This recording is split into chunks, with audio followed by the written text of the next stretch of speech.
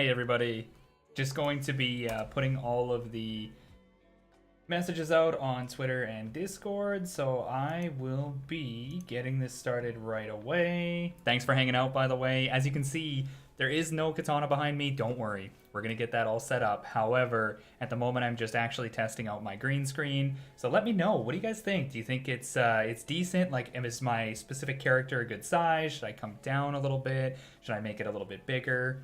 We're gonna start by going through the marketplace, so obviously I'm gonna be down in the corner here, but I do plan on bringing myself up a little bit so I'm not in the way of the cards when we do actually start playing Axie.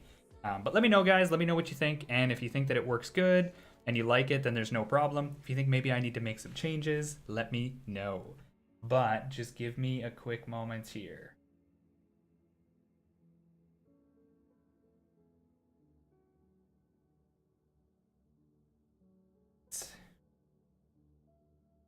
Also, let me know if the music is a little too loud.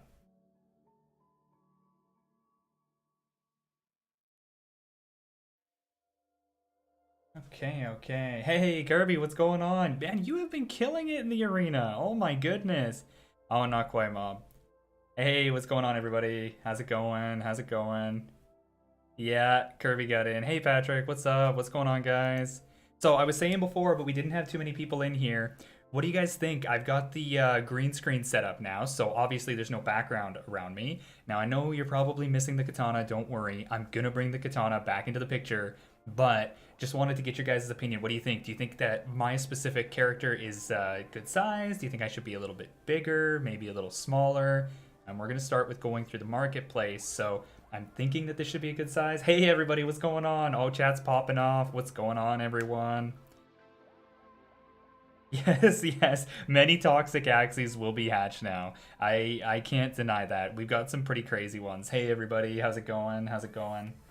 All right, we got Kirby in here. Kirby, everybody, give this guy is a machine. Kirby is one of Dark Scholars, and I mean, he's an absolute monster in the arena. Like, I'm scared, Kirby. I'm gonna have to face you sometime, and you're gonna probably beat me. We got everyone in here. Oh, we got Zero in here. What's up, Zero? I know you've been doing good in the arena too. One day, and you're already at the minimum peak. By the way, how's the music, you guys? Is the music a little too loud? Do you think it should come down a bit? Let me know. The cam is a little bit small, Lars says. What do you guys think? You guys think the cam's a bit small? Should I make it a little bit bigger? I'm just lucky, he says. Look at this guy. The Axie. Nice.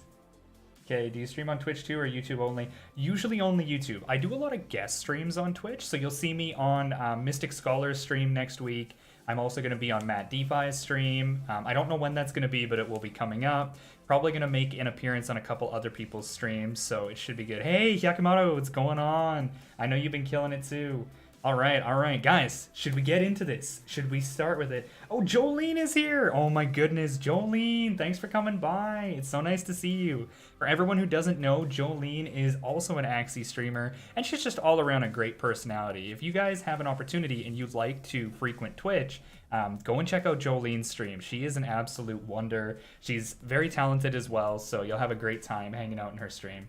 All right, guys, so let's get started on this. I am going to start this off specifically as a YouTube video. I want to start this off a little bit selective. So I am going to be morphing a bunch of eggs and showing you all how I go about setting up breed chains through my generations, because a lot of people have asked me this. They've asked me, hey, how do you determine who breeds with what? You know, what kind of system do you use to organize it? And now just bear in mind, I don't think my system is perfect, but I do want to show you guys how I do it, and maybe it can help you understand a little bit more of maybe how you could change it. So first things first, let's head in and let's get the eggs set up. So you got to figure out which eggs are hatching. I already know what the final egg hatching is, so I'm going to set it up here. And if you guys want to do it in a really nice and interesting way, open them all up in new tabs. So I'm going to open all of these eggs up. I did a count before. I think we're morphing 17 eggs, and all of them are Cancer Axies. I'm sorry, everyone.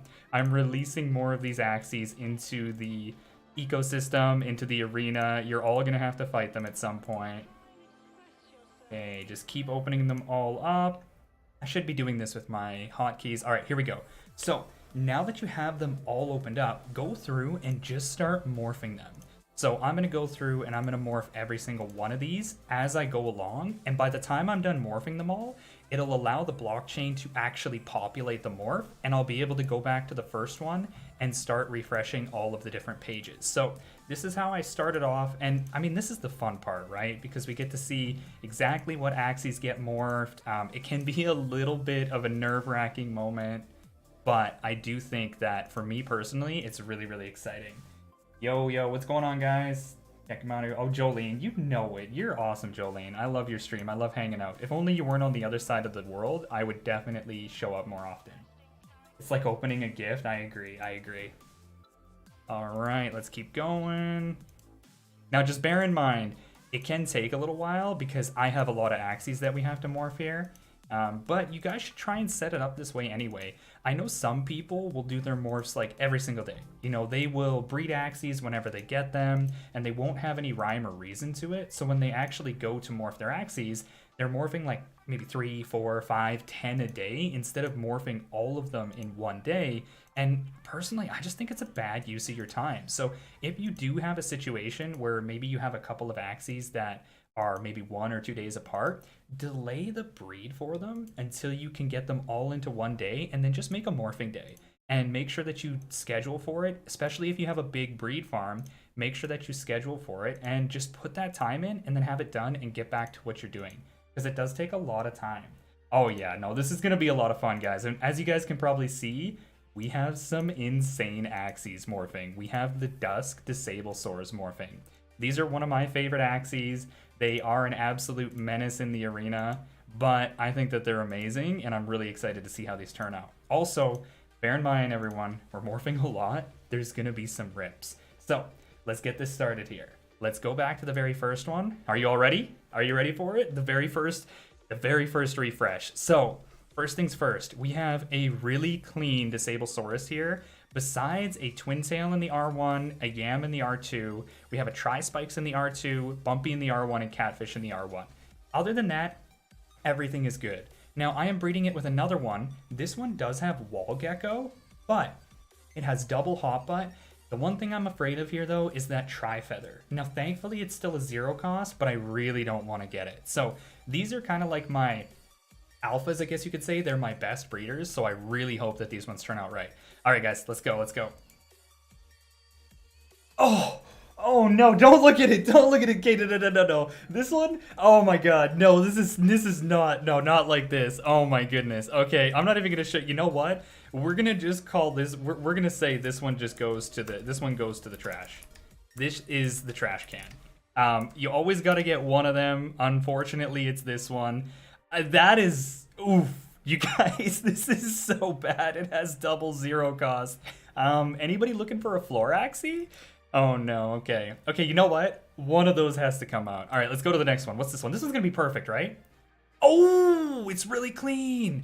It's really clean. Oh my goodness, guys, look how clean it is. Okay, so we do have a Tri-Feather in the R1 and a Yam in the R1, which is a little concerning because if Yam comes out, that's also a rip. But this is a 48 speed, which is really, really good. It has really good genes with the triple Kestrel, triple Tiny Turtle, and even, I mean, the Green Thorns isn't strong, but I do think this one is really, really nice. So this one, I'm definitely going to give this one an A grade. So actually, you know what? I'll give this one an A+. And this is what I do, by the way. Name them based off of how they come out so that you can try and organize the way that you're going to breed them later. And I'll show you guys exactly how that works. So give me a second here. Oh, it looks like...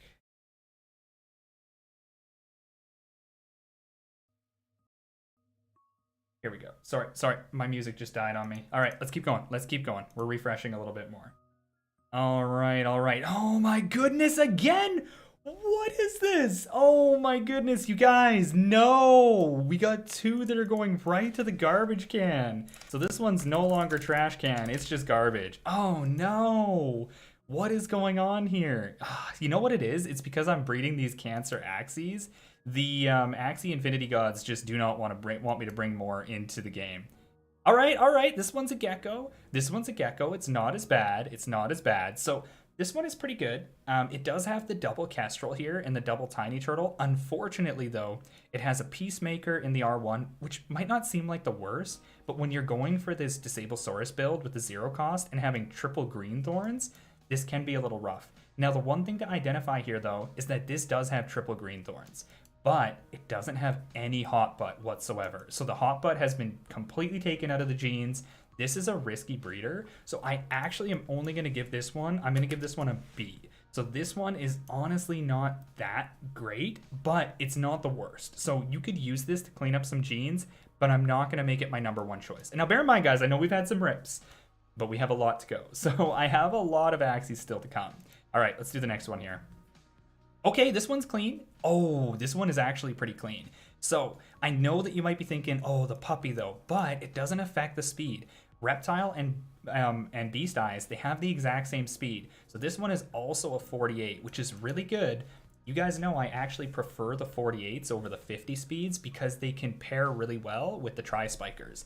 Now, the one thing to bear in mind with this, though, because this one has Beast Eyes, it's actually got higher morale than any Tri-Spiker. So it's going to be hard for me to use it in the Tri-Spike, but it's really, really nice. So I'm happy with this one. We got the triple Kestrel, double Green Thorns, double Hot Butt, double Tiny Turtle. We do have a Lotus and a Beetle Spike in here, which is a little rip, but we also have really, really good clean genes here in both the horns.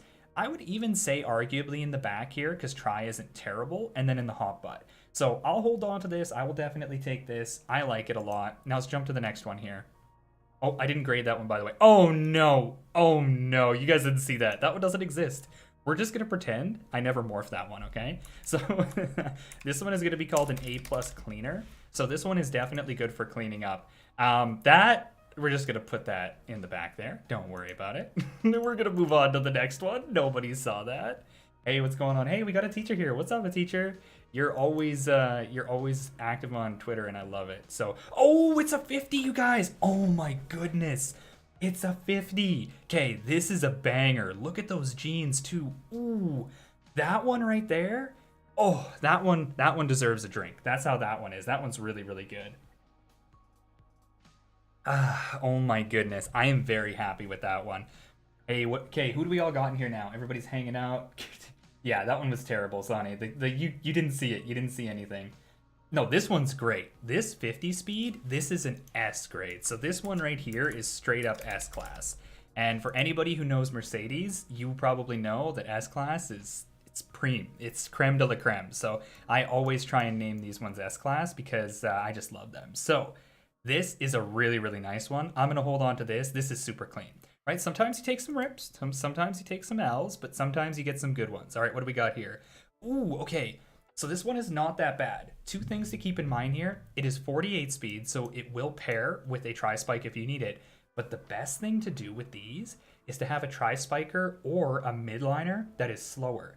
Because not only does this have a 0 cost, which is Spiky Wing, but if this goes before your midliner, and your midliner can actually do enough damage to combo or break through a tank, you can hit it with the Buzzing Wind and set it up for your midliner to do some serious damage. So I actually have a member of my community that uses one of these. Now it does have Hot Butt, not Critical Escape, but the thing about this, not having Hot Butt, is that it's not as bad because we don't have Green Thorns. So the idea of having Hot Butt, and I'll show you guys here, is so that you can proc the passive from Green Thorns and shut off the mouth. Now, this one, not having Green Thorns, means that it coming out with the Wall Gecko is actually not as bad. So I'm actually pretty happy with this one. I'm not going to lie. I think this one's pretty good. Triple Tiny Turtle. Now, it does only have 1 Green Thorns. It has a single Hot Butt, only a single Kestrel. So unfortunately, it's really not a good breeder. This one, I'm going to give it a B- because I don't want to use it if I don't have to. But I do like the Axie. I think that the Axie is pretty good. So maybe we'll be able to test it. Now, on to the next one. What do we got here? Oh, it's clean. Oh, it's so clean. Okay, I love this. So look at the genes and see exactly how everything lines up. The only thing in here that's really a rip is the catfish and the cloud. Getting a wall gecko is not bad. Hot Butt is obviously ideal. The Green Thorns is good. Spiky Wing, as we just saw before, is actually not that bad. And then we have the double Kestrel here, which is going to be, I mean, Scaly Spear I wouldn't say is like the worst, but it's not that great. But this right here, really, really good. And also a cleaner if you ask me, because it has really, really strong eye and, well, I wouldn't say mouth genes, but horn, back, and even tail genes. So this one I'm going to give an A. I'm going to give it an A also because it's a 46 speed. So 46 speeds are really, really nice. Yes, we do have the Disablesaurus invasion coming in. Game theory in the same video. You know it. You know it. Yeah, I'm happy with this one. This one's really, really nice. So let's jump to the next one here. We still got a lot to come, everyone. Ooh, little unfortunate. Let's see the genes at least. You know, the genes are not that great, but it does have so much hot butt in it. Okay, so Kataro, it's not the worst, but it's really not good because the way that this works is that you're going to want to chain the 0 cost with the chomp to be able to add that pressure. So this one does have a considerably harder win condition to it, but Kataro is not bad. The only thing about Kataro that does make it kind of bad is that it's 48 speed, so a lot of Axies are going to be slower than it. But when you're in a 1v1 against a Terminator, you can actually use the Kataro to your advantage to try and build up that energy so that you can continue to put out really high shield and survive the Terminator. That being said, though, it's going to be a lot harder for it to be played, so you got to bear in mind that this is going to be harder to play. The eye genes, absolutely beautiful. Very happy with the eye genes. The mouth, not too good. The horn, not too good. The back is great. The butt is, well, I mean, we got 2 hot butts here, so it's not that bad at all. Then let's jump to the next one here. So this one, you know what? I'm going to probably call this one a B-. And I'm just going to put in here Kataro just so that I know why. Kataro is the main reason why this is a B-. If it didn't have Kataro, 48 speed, it would be gorgeous. But unfortunately it does, so we're going to just have to accept that. Oh, oof. Well, actually, you know what? I say oof, but this is 52 speed. A side of me really, really likes this, actually. And we've got double Kestrel, double... Look at these eyes. Oh my goodness, why did this have to come out with Cloud? There's a hot button in the R1 too. No!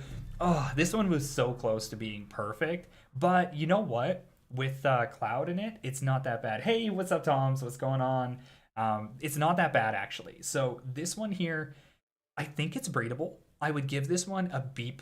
I don't want to breed it with a really, really strong one. But I mean, it's honestly not that bad. Plus, Cloud is a card that gives 50 shield and 100 damage. So this is a really good card on a brawler. Plus, you can chain it with the headshot. Like, you know what? I might actually give this thing an A-. So I'm going to call it an A- speedy because this one is really, really quick, having the 52 speed. And it's also got a lot of brawler damage on it. Plus, like we kind of said before, if you're going to have to give up the hot butt, at least you don't have to have the green thorns and lose the passive. This has the spiky wing, so you could come in with a really, really big banger and actually do some damage. But come on, let's hope we get some good ones here. Give me another good one. Give me a banger. Oh no, it's the catfish. No! And it's got a serious mutation. Oof. Oof. This one's not good. And it's really unfortunate too because the ears and the eyes are really, really nice. Now, of course, the tail, we still got the Cloud in there. We've got a Tri-Spikes and an Indian Star. Ooh, you know what? If this had come through with an Indian Star and the D, this could actually be really, really broken. But unfortunately, it didn't. So this one, you know what? I'd have to agree, Zoni. I'm going to call this one Catfished. Because this one is, oof, like... I should not have swiped right. Let's just say that. This is not the one I was looking for. So we're just going to move on from there. Okay, here we go. Ooh, okay. I don't like it, but I feel like I could love it. This is kind of a face only a mother could love, but ooh, I don't think there's... You know what? Okay, let's be real here, guys. Let's just take a moment to appreciate that this is still 48 speed. It's got a heal. It has a Scaly Lunge, which gives it 100 damage and 50 shield. And then it has the Vine Dagger, which procs the passive on the hot butt. You know what? A side of me actually thinks that that is not that bad. What do you guys think? You guys think this thing is an app? Do you think that I'm just like, I'm trying to stretch this too far? Or do you think there's some method to this madness here that I like this thing? What do you guys think? I see you all laughing. I'm trying too hard to make this work, aren't I? Yeah, this is oof. This is, yeah. Okay, you know what? Maybe. I still think it could work. I'll try it. Maybe I'll put it in +1 sands. I bet you +1 could make it work. So these ones are actually quite nice. I got a lot of hot butt in these jeans. I'm trying to get another antenna. I really want another antenna. What do we got here? Oh, it's an antenna, but it's with the wall gecko. But it's not bad. So the antenna with the double kestrel. So we have really, really strong kestrel genes here. Now it does have Rosa, which unfortunately, due to the fact that it has antenna, means that it's actually really, really slow.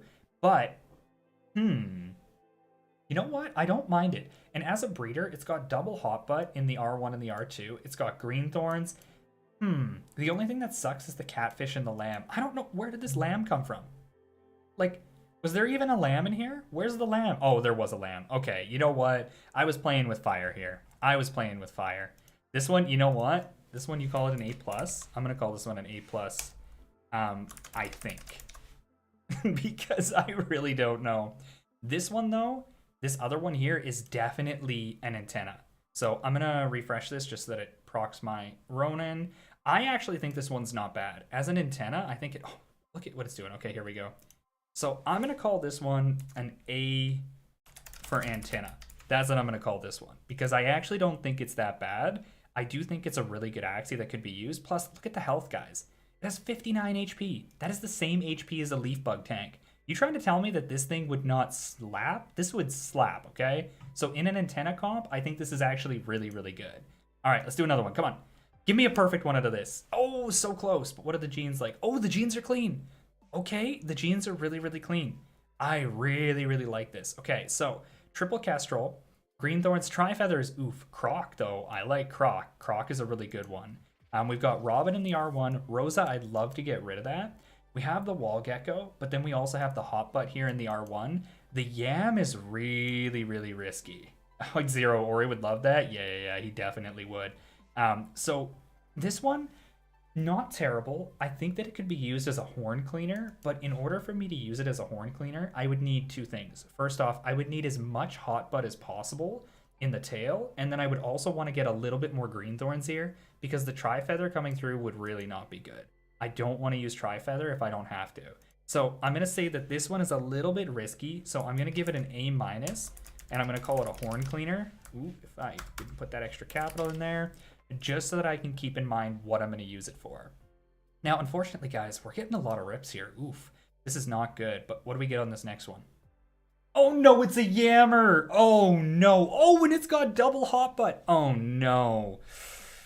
Oh no, and look at the eyes, you guys. What? Who did this to me? Oh my goodness. Is this because I'm breeding these Cancer Axies? It's gonna do this? Look at this. It's so close to perfect. It is so close to perfect. And it's just got this yam. Hot butt, hot butt. Oh no. Okay. I really have to resolve, like, this has to stay. That's all I gotta say. With how good these genes are, you have all of these great speedy eye genes. You've got double tiny, you've got double kestrel, you've got double green thorns, double hot butt. Honestly, this one is so close to being perfect, but it's just got yam. So what I think I do is I probably breed this things maybe 4 or 5 times with another not perfect but pretty strong cleaner, maybe even a reptile cleaner. And then what I do is I go and, yeah, Zero, you're right, this is the monstrosity tax. Yeah, I think I try and breed this with a reptile cleaner. So I'll show you guys what I mean in a moment here when I get into actually finding mates for these. All right, next one. Give me a good one. Another wall gecko.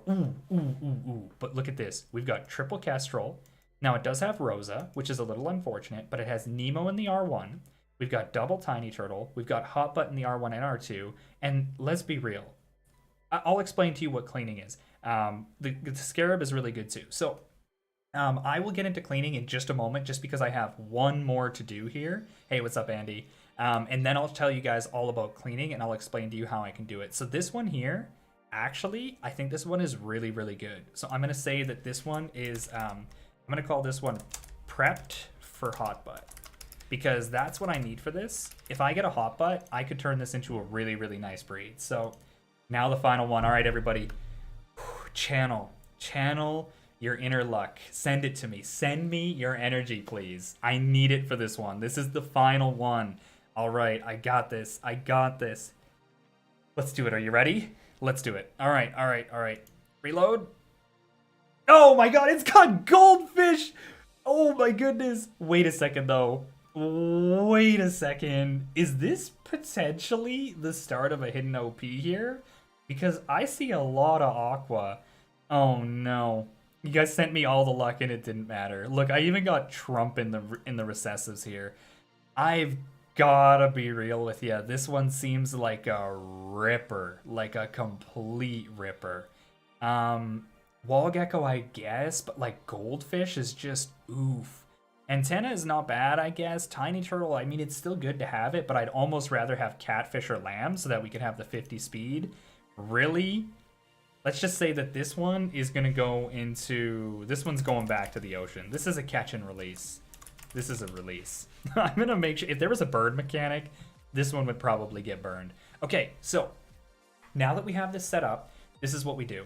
We know right now, yeah, I was definitely fished. We know right now that I was breeding in 5. So I check out the parents here. This is how I organize it, by the way. So I check out where the parents end. Looks like these two end here. So I bred 1, 2, 3, 4, 5, 6. I'm gonna open a new tab and put it between these two. So now these two different generations are set up.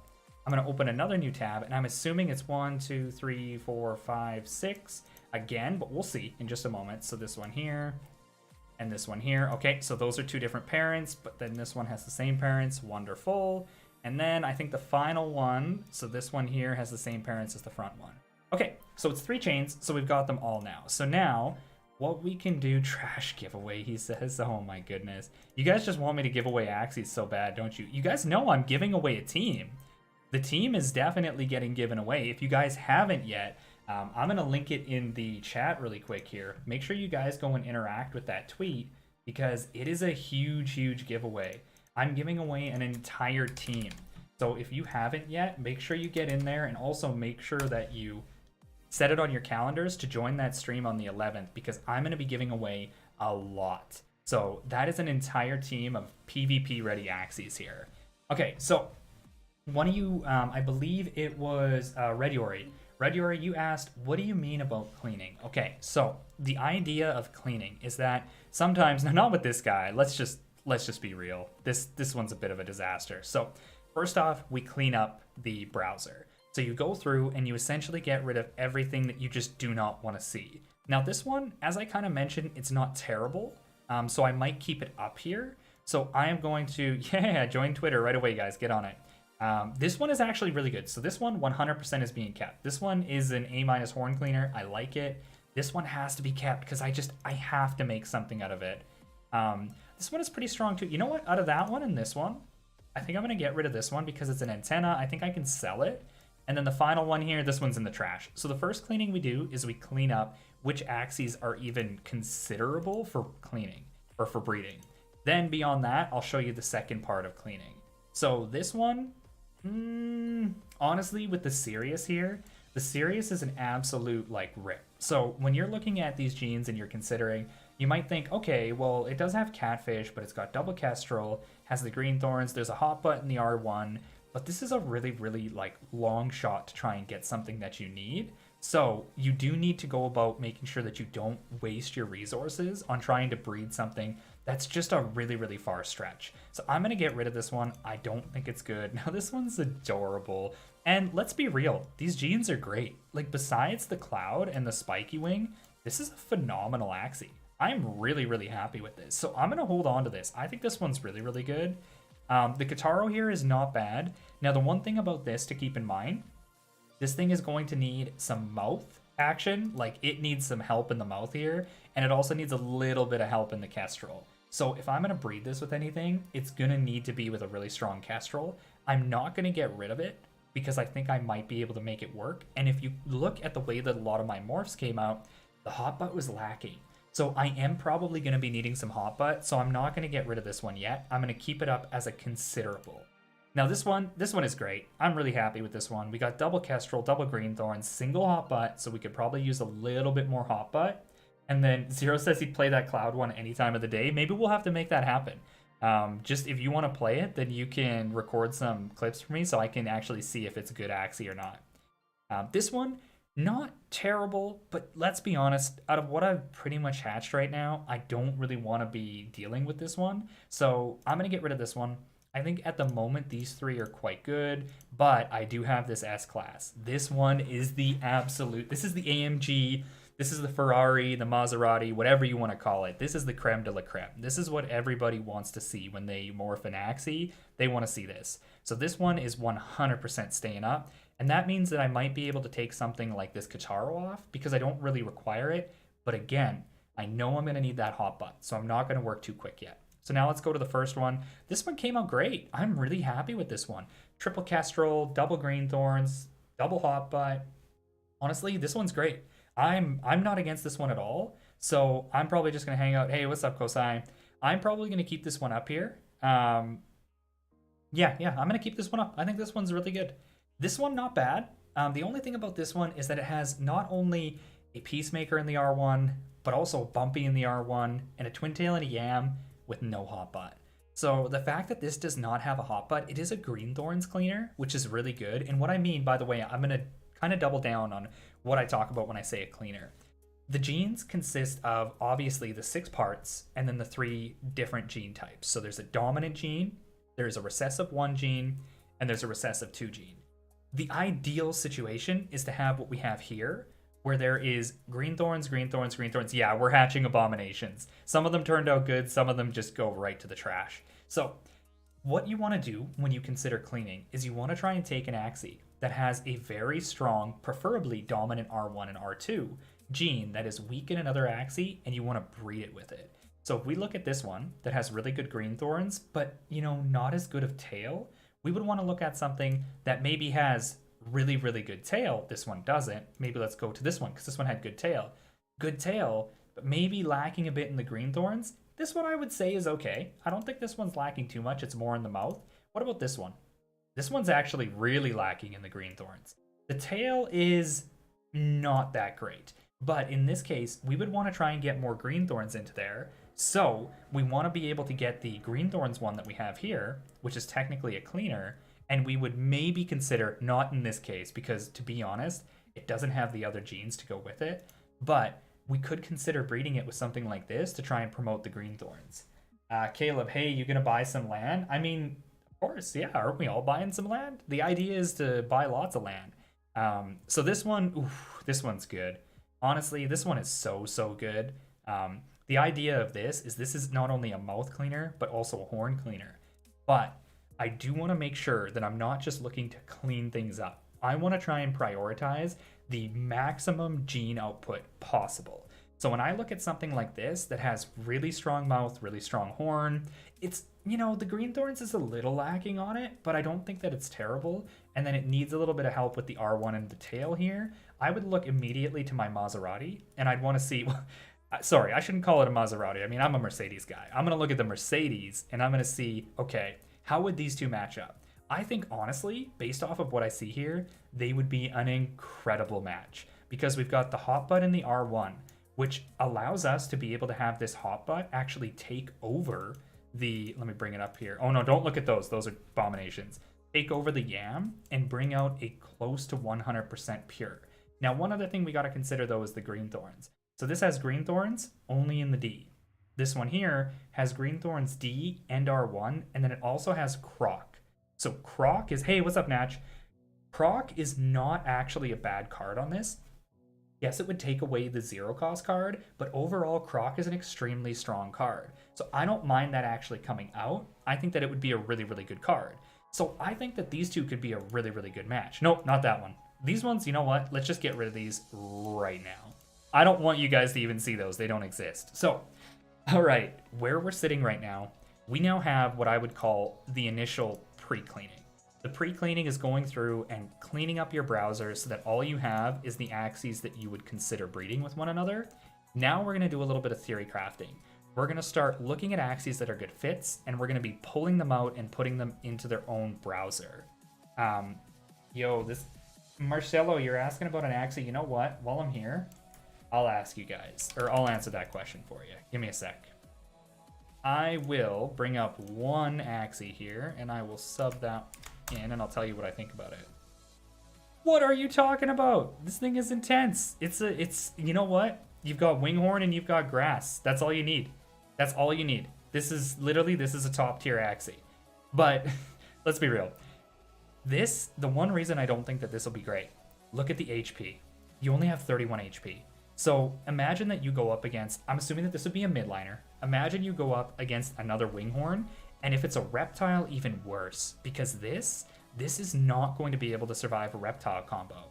This is going to be like a really, really volatile Axie that doesn't have that survivability you need to be able to brawl. So you might put this in the back line, but honestly, I don't think it's going to cut it, my man. I would have to recommend against going that route, just because it's a bird. If it was a beast, I mean, I'd prefer it to be a reptile, but even a beast would be way better. Winghorn is a hidden gem, I agree. I agree completely. I think Winghorn is absolutely amazing. So, let's get back to this, guys.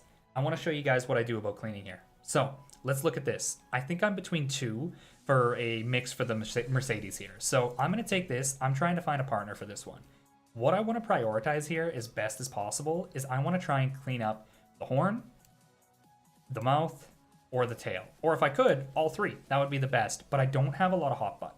So I don't really think that I want to breed this with something that has all of them, because I'm going to put myself in a position where I just don't have an Axie like that, and I might have to go buy one. I could consider it, but for the time being, I'm just going to pull this one out. So I'm going to take this, and you guys can't see it right now, but I'm going to just put it onto my other screen here, just so it's on the other screen. And now I'm going to continue looking for a partner for it. I do think this one could work really good because it has Kestrel in all three. It has Greenthorns in the R2, which is nice, so it could clean up that R2. But it is a croc, so I'm not too worried. The only thing that I really am concerned about here is the Yam. If you remember, Yam is an absolute rip. So I am concerned with breeding this, which could come forward with my absolute best breeder. So I think I'm going to look at this other one here, which, I mean, it's kind of the same thing. We've got the Yam and the R1, though. So what do you guys think? In this current situation, do you think that I prioritize the triple tiny, triple kestrel, not as much Greenthorn, because I'm not as worried about the croc coming through, and then I try and hit with the Yam and see if potentially that R2 or that R1 hot butt could take over this R1 Yam? Or do you think it's too much of a risk? Personally, I think it's a pretty big risk. I don't think I would do it. I think I would probably go... Do I have a separate breeding pool for scholars? Oh, hey, what's up, Musa? I don't entirely. I do breed. Yeah, I breed leaf bug tanks, I breed sponge Nemos, and I breed tri-spikers for scholars. I breed pretty decent teams for them. But I also give them disablers as well. Honestly, I think after all is said and done, guys, I think the best choice for this is to prioritize the hot butt, to try and get as many hot butts as I can. Oh, hey, what's up, Mana? Thanks for coming by. Are you home right now? I didn't even know if you came home yet. I think the only thing that turns me away from this is the Lotus and the Beetle Spike. So if you see here, I'm going to bring the other one onto the screen. We have Sea Slug, Risky Bird, and then a Sakura. So that Sakura is kind of a concern of mine. So what I think I'll probably end up doing is I think I might go with this one. Now, this one has the Lotus and the R2, right? This is a hard one, guys. Okay, you know what? I'm going to go with it. A+ Cleaner and the Mercedes are going together. Now that we have that, don't mind my... Oh, hey, Mana. Don't mind my indecisiveness on that, but take your time to think of those, because those are really important.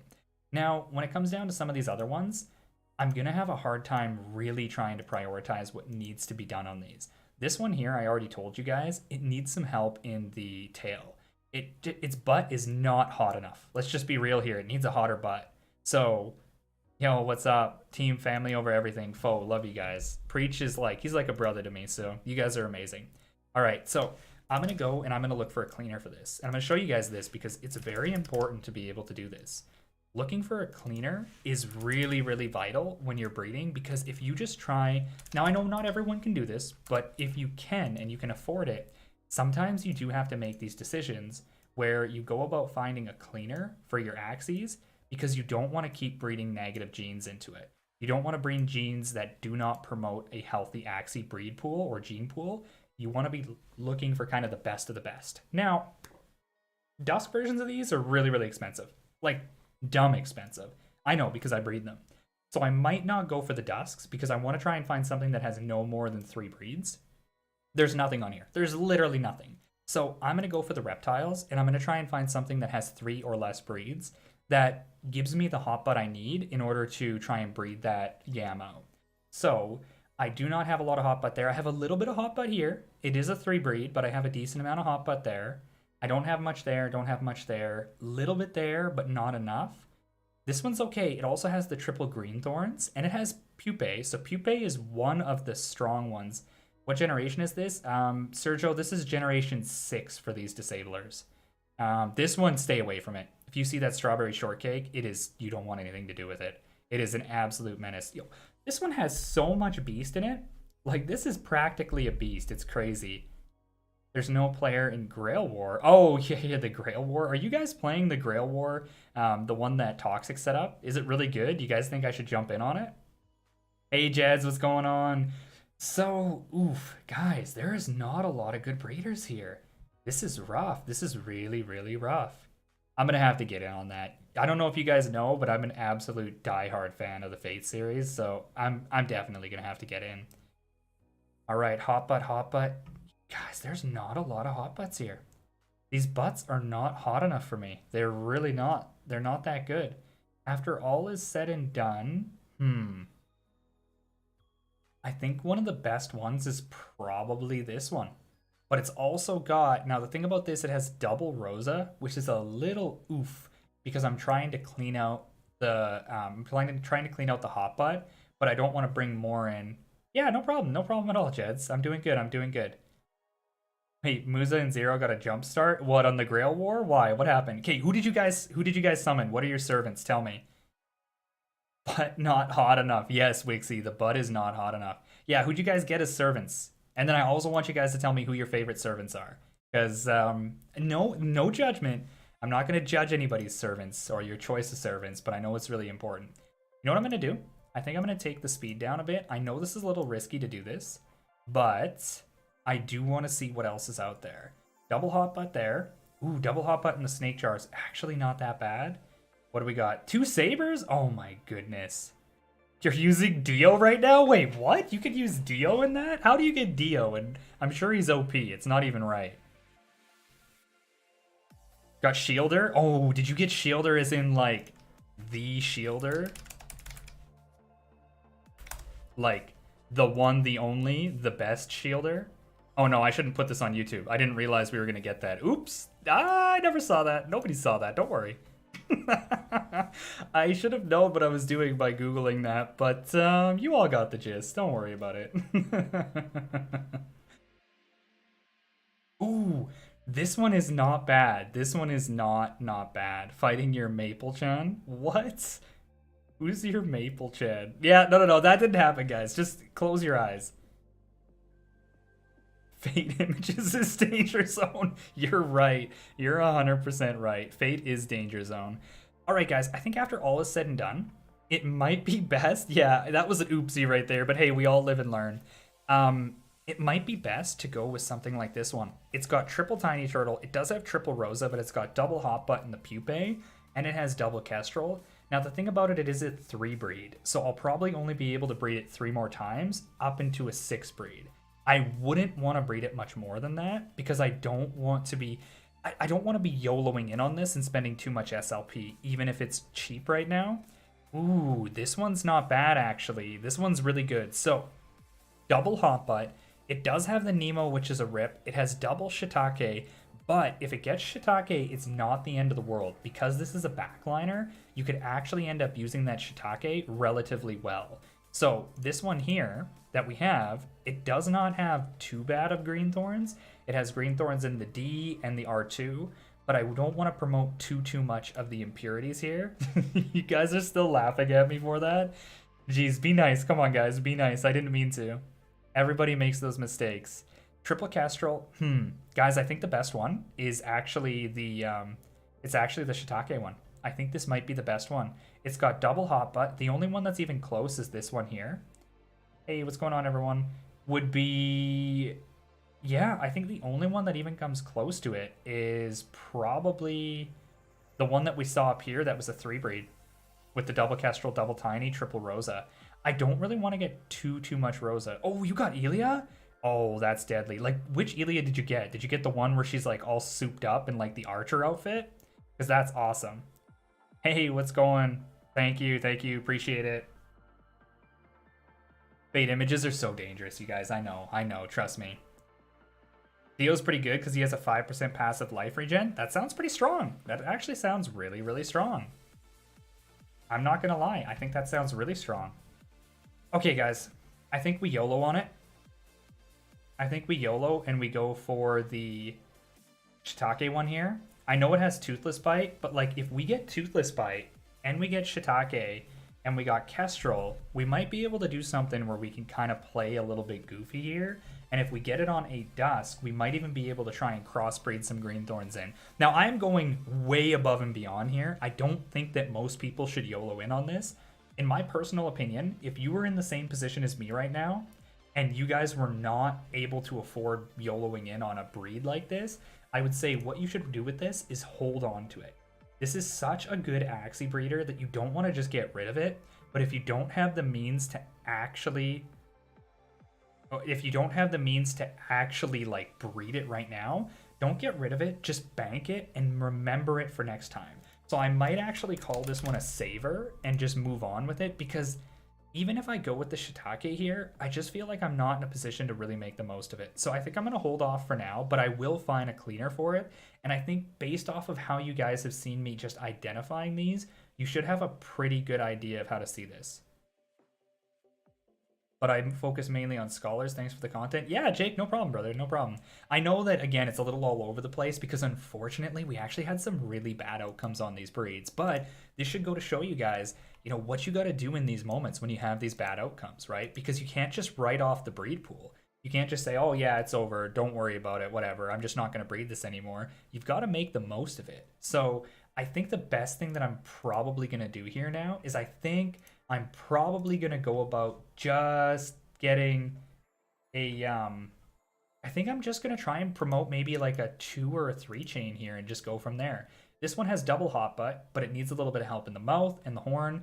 I'm pretty sure that this one had a really strong mouth and horn, which it does, but it needs a little bit of help in the hot butt. So I think I'll probably end up breeding this one with this one here. Now it does have catfish. It also has anemone.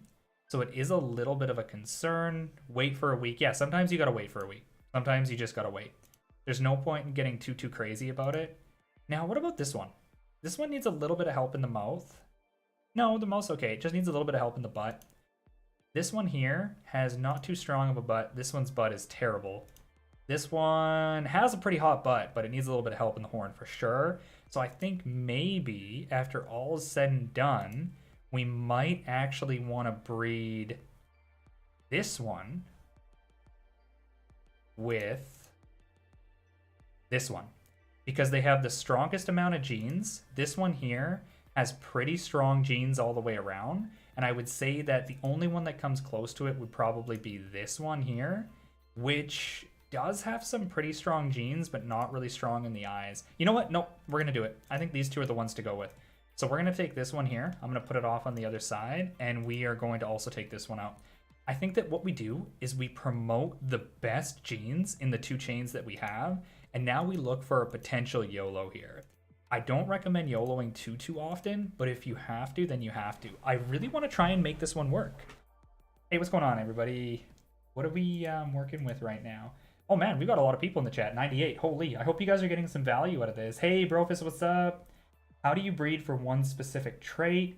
I think the biggest thing that you got to do, JT, if you're going to breed for one specific trait, is you just have to isolate it. So if you're looking for a specific trait, you've got to go about actually just getting Axies that have probably a D, R1, and an R2, or let's assume that you don't have that trait and you're trying to bring it in. So you'd want to bring an Axie that's kind of like a base, which would be something that almost has a dirty set of traits, so that none of those traits in that spot. Let's assume hot butt here. Let's say we wanted hot butt. So we go into something like, let's say we're stuck. I'm going to show you a hypothetical here, because I think this is actually a really interesting question. I've been asked it a lot. Let's assume you have hot butt and you want to get hot butt into... Oh, that one's garbage. No, garbage doesn't do it. We're going to go to trash can. So trash can has no hot butt whatsoever. We want to try and get hot butt on this. Oh, hey, Cass in here. What's up, Cass? How's the arena grind going? Hey, Eric. What's going on, everyone? So let's assume you're trying to get hot butt on this. So you see right now that this has Twin Tail, Gravelant, and Yam in the genes. Now you also see that this is an abomination, but let's just assume that it's not. So what you're going to want to do is you're going to want to find an Axie that has neither Twin Tail, Gravelant, nor Yam, and has as much hot butt as possible. And you're going to want to breed them together. And now you're going to want to breed them together probably a minimum of 4 times. With the current SLP prices, I might even recommend trying to go 5 or 6. Out of those, you're going to assume that a majority of them will probably not come out the way that you want. But maybe 1 or 2, or if you get lucky, maybe even 3 could come out with that potential gene. And the reason why you do it that way is because each one of these traits has a chance to come out in the final product. Each Axie comes up to a total of 50% of the final product. So if you have Kestrel, Kestrel, Kestrel, that means for that Axie, you get a 50% chance, without including the other Axie, for it to come out in the children. So you want to make sure that you prioritize getting the highest percentage chance on the part that you want. So if you want to prioritize not getting a part, you want to make sure that the other side, the other Axie, has none of those cards. So in the case of Yam, like you've probably been hearing me say quite a few times, I want to try and prioritize breeding any of the Yam Axies with another Axie that has no Yam in it, so that I can try and get rid of that Yam and I can make the smallest percentage possible for it to come out. And if you want to visualize that, one of the best tools to use for it is Axie Zone, actually. So if you come in here and you take, in this case, let's go with the Saver. If you take the Saver and you put it into one of the Axie slots here in the breeding simulator, and you toggle the odds, it gives you a percentage chance for these to come out. So at the moment, Yam being the dominant is a 37.5% chance. That is extremely high. Now that is because it's only, of course, the one side. That's why you're seeing here, this number plus this number equals 50. This number plus this number equals 50. I was to take another one, like let's say this big fellow right here, who doesn't have any Yam in his genes, and I was to put him into the other side, you will now see, oh, sorry, I put the whole thing in there. You will now see that it actually compiles all of the different traits, and it will show you which one is more prominent. So because I want to try and isolate the Yam out of the gene pool, and I want to try and promote hot butt, this is actually not a bad breed, because the Axie on the other side here, which is this one, has no Yam in it, and it has double hot butt. So you can use that to isolate genes. And in the case of, let's say, this terrible one that I brought up, if I was trying to get hot butt in it, and let's say I put this in the other side against this one, we now see that the hot butt is considerably a higher chance, even though this Axie right here didn't have any hot butt in it. Hey, what's going on? We got Ibrahim in here. Cito, what's going on, everyone? So I know some of you guys might not have caught that, but it's essentially you want to utilize the gene usage and the genes isolated in order to get the right genes to come out in the children. So if once you get the practice of it, it gets a little bit easier to identify, but that's the system I use to try and clean up an Axie or try to make a new Axie. Because we've made a few Axies in our time, right? Like I've had a couple of different Axies. I've had some that came out complete YOLOs. Like I don't know if any of you guys know, but we do have over here, one of my favorites, I use them quite a bit, Legolas here. So when we were going through Legolas, we wanted Legolas to come out with a Grandma's fan. Now, unfortunately, as you can see, those genes are terrible. But this is a really, really strong Axie. Another one that I actually did this with was my Double Talk. So this Double Talk sponge, which is really strong, by the way, went through almost 6 generations to get it right. And it was me consistently isolating the mouth genes out. And I had gone through, let me show you here. This is one of my parents here. I had gone through a lamb and it kept the Double Talk in and I kept pushing the Double Talk further and further. I had then bred this one with one that did not have lamb in it, trying to promote the Double Talk. So if we go back and we go to this one right here, I bred that lamb Double Talk with a risky. So what happens is when I put these two together, it promotes a higher chance for the Double Talk because I do not have any lamb on this specific Axie. So that should make a little bit of sense for you guys. But that being said, long tangent short, it does take some time. So don't think that you're going to be able to just get that figured out overnight and it'll all work. So funny enough, as I've been talking to you guys about this, I think I've identified that I actually think this one might be a good breeder with this Yammer.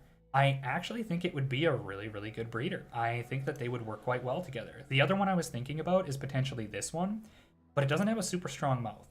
This one, actually, you know what? Now that I see it, no, I think I'll probably refrain from it. I want to, but I think for the time being, the ones that we have, Dusk is very popular in the current game. They are strong. They are many after 2000 MMR. Yeah, you're right, they are. But okay, so that all being said, everyone, you probably got a pretty good idea of, you know, how I go about setting up the breeds. So the ones that I have left, I'll show you guys. I have, of course, this one here, which is going to be my A+ breeder. So now that I have it set, I'm going to actually name them. And I'm going to call this one, this is going to be my Bravo 1 Dusk Disabler. Now that I have identified him as a breeder, go and give him a chain name. So you know which chain he's in, or she's in, whenever you want to gender it. And then you're going to go to the other one, and you're going to name it the exact same, but you're going to give it a different number. And you're going to make sure that it knows, or you know exactly what you got to breed it with. So this is a Bravo 2 Dust Disabler. This is Bravo 1. These two are pretty good. We got a decent amount of Hotbutt in here. We've got tons of Kestrel, tons of Tiny Turtle. We've got a lot of like just overall cleaning potential in this with a decent amount of Hotbutt being promoted.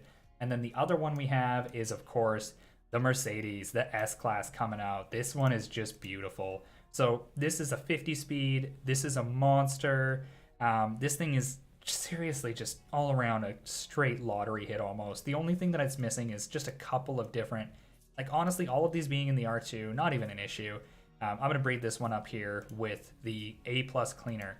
So this one is really good because it's got the triple Kestrel. It has the green thorns in the R2 here, which is quite nice because if this one was to come out, it would either come out and clean the croc or the croc might come through and it would be pretty strong. And then we have the opportunity for a lot of Hotbutt to come through. So this one has no Yam in it, which is great. It's got a Hotbutt D and R1. This one also has a Hotbutt D and R1. Now it does have Yam, but I'm really trying to get rid of that Yam. I don't even mind if the cloud takes it over. So these ones here being my best, I'm going to call them Alpha. So this is Alpha 2. I give it 2 because obviously it's not quite as good as the Mercedes. Duskabler, I call them. Oh my goodness, guys. The Dust Disabler. Now we're going to have the Alpha 1 Dust Disabler. So this is perfect. I think that, honestly, overall, we did get a lot of rips, don't get me wrong, but we did get enough to continue the chain. And I do have to do a little bit of cleaning, but I think after that cleaning is done, I'll probably end up with about 3 or 4 chains, which breeding them all 5 times each means that I'm going to have 20 Axies coming out of it. So at the end of the day, I still think that I am net positive, and if I can sell some of the ones that I had, then I will be able to actually have a, you know, hopefully have a bit of an offset with the next generation because I'm breeding a lot of clean ones together. So I'm consistently cleaning the genes generation after generation. When I first started with these, they were very dirty genes. So now that I have a little bit more breeding potential with them, I might be able to clean the genes up. So what do we got in here? Hi, Guru, good stream, appreciate it. Yeah, of course, JT. There's no pass or fail with the form. Yeah, Rom, don't worry, my man. So here's the thing. You know what? I'll show you guys. If you haven't noticed already, we are a very, very active group, and we are always bringing in a lot of scholars. I'm very transparent with this. At the moment, in the MTTM Discord, we have 2,725 members. And of those, we have 135 scholars that are direct MTTM scholars. This doesn't count Axie. This doesn't count any of the other teams that we're partnering with. We are growing tons of scholars day by day. So just be patient. Give us the time. You know, we might be breeding a lot, but we don't have unlimited funds. We can't just make teams all day. So we will definitely be able to get you guys in. Just be a part of the community. Be interactive, be genuine, and you will get you guys a position in the MTTM scholarship. But okay, all that being said, what do you guys think? Should we play some arena? Do you want to see some arena, or you guys want to see some other stuff before we get started on arena gameplay?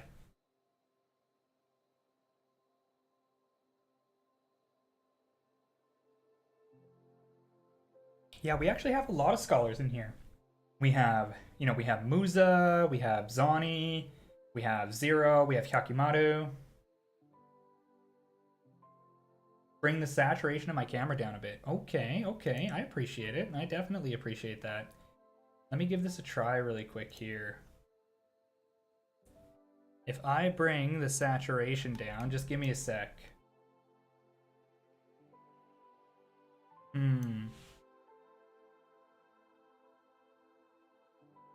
What about something like this? Is that decent? What do you think? Does that one cut it?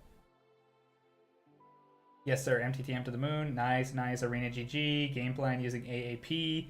Ooh, you want to see me using some Aqua? Exposure, huh? All right, guys. You guys, give me the tips. Tell me how to do this because this is a very new camera for me. So I am not used to the green screen. It's kind of difficult.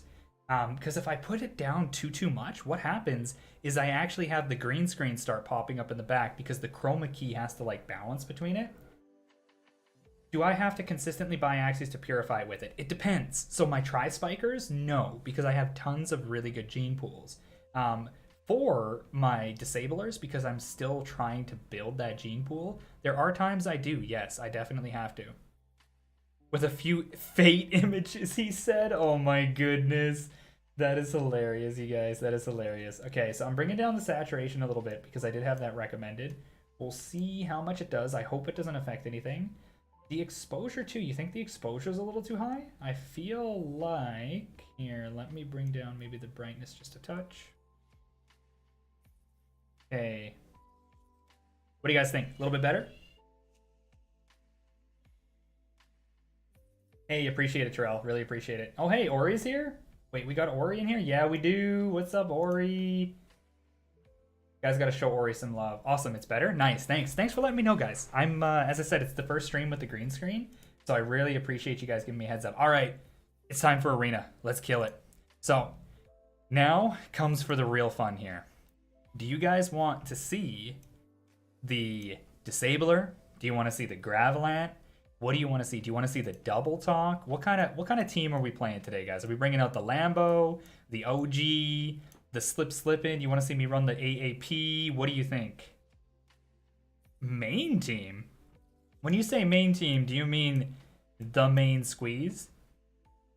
Disabler? We got a lot of Disabler, AAP, the Disabler. Oh, everybody wants to see the Disabler. Oh my goodness, guys. Everybody wants to see the Disabler. I think the Lambo's got it.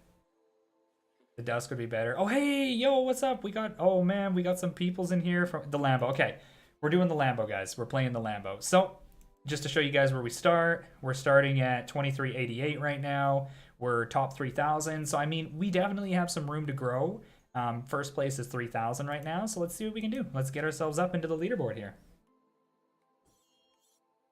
And teach us how to counter it. I love that, Musa. I love it. I love it. I love it. Okay. So right off the bat, what do we see here? We see an absolute terror of an Aqua here. And now, because he sees that I have Aqua stock, I almost guarantee you he's going to be trying to use all of his bug cards before he touches anything, and I mean anything, of his Aqua cards.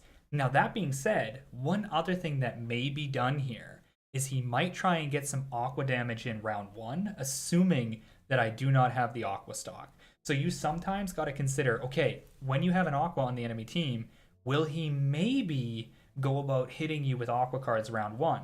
But then another thing you very, very much have to consider here is the Cute Bunny. The Cute Bunny is very dangerous. Now, he only has Leaf Bug and Pliers to combo it, so me, myself, honestly, I think I'm going to go for the Aqua stock round 1. Nope, he didn't do it, so that's perfectly fine. The Aqua stock round 1 is perfectly fine. I just proc the disguise, so I get the energy back.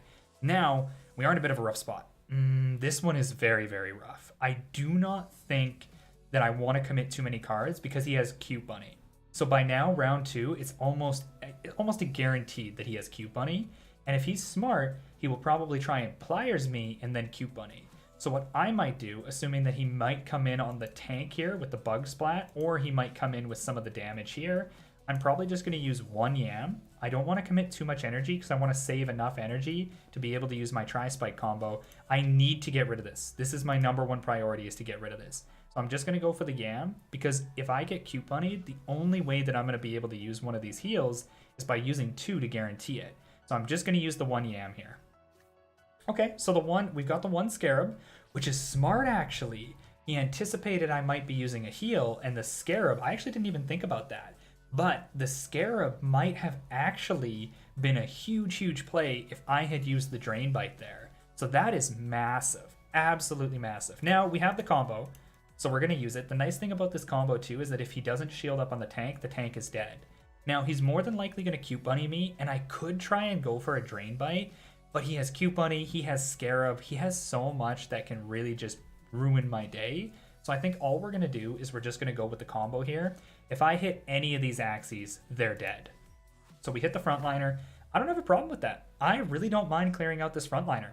Really early getting rid of the frontliner is absolutely great. So what do we have here? I feel evil playing a Disable Saurus. There's nothing wrong with that. Ooh, here's a really sneaky one that I'm going to do here. So I'm going to use a single disarm. What this disarm is going to do is it's going to give me the opportunity to go first in front of this guy next turn. I'm more than likely going to get cute bunnied. What I see him doing here is I see him killing my tank with this Axie, using pliers, and then following up with a cute bunny here. So I just want to use the the disarm to slow him, so that hopefully next turn, because I haven't drawn many cards on my Disable Saurus, I will be able to one combo him on my Disable Saurus. That's the idea here at least. Now, because it's a free card, I am going to use the Disguise here. It just gives me a little bit of extra shield. Ooh, wait, no, sorry, I'm not, because he has pliers, so I'm not going to use it.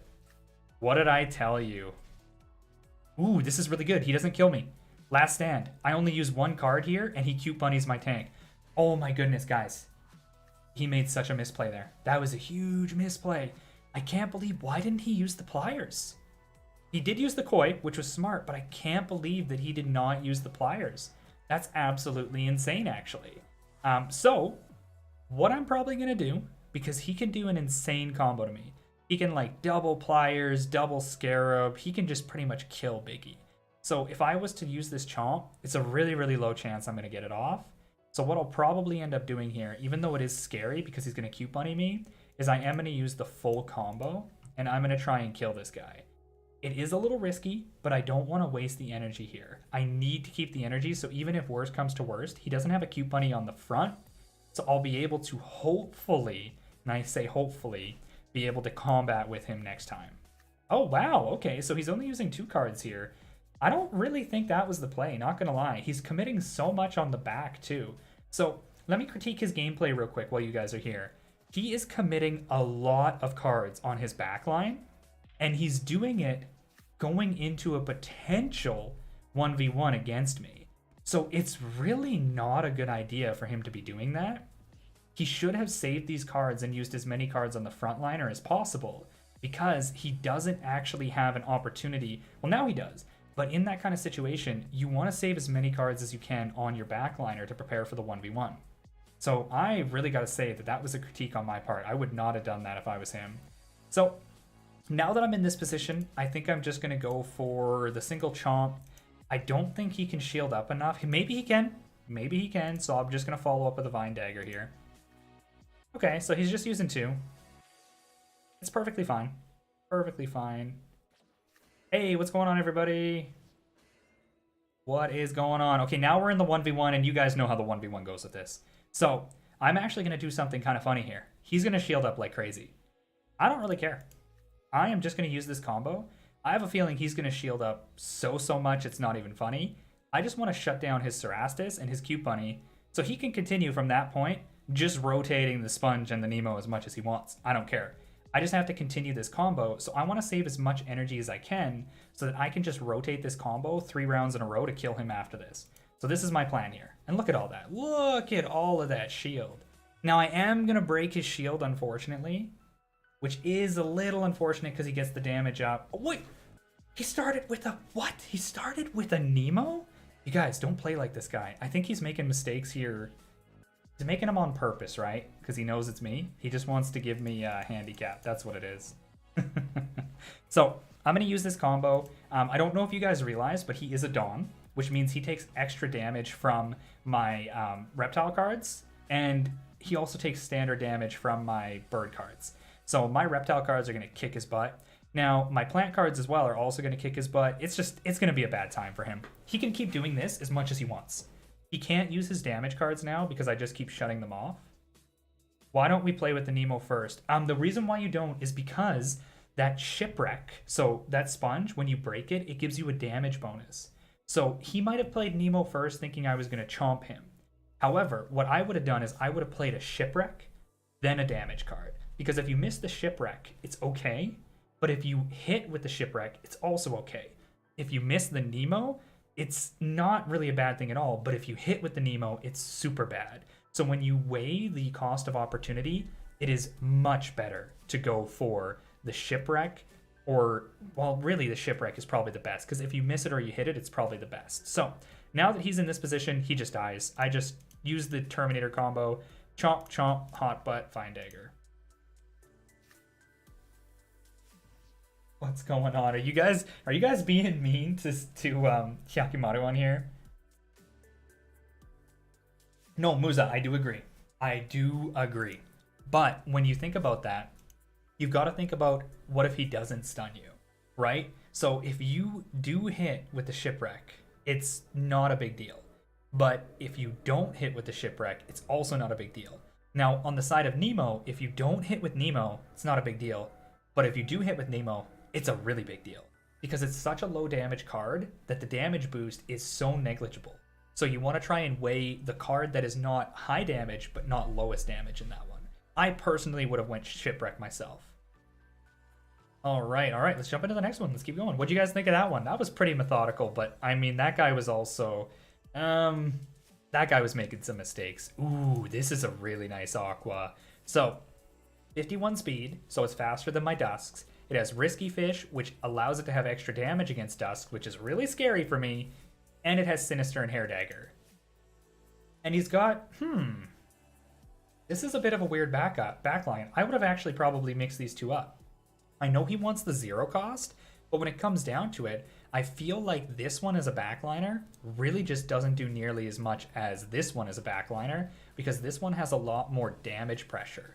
This one here, I'm just not a big fan of it. I would probably went with Piranha if I was going to put this in the backline for the full clear, because this up against a pure Aqua is just going to get just kablamoed. Oh, wow. Double Cactus and a Sirius. Guys, he is mad. He is mad. Oh my goodness. Now, mind you, he used 3 energy and got 1 back.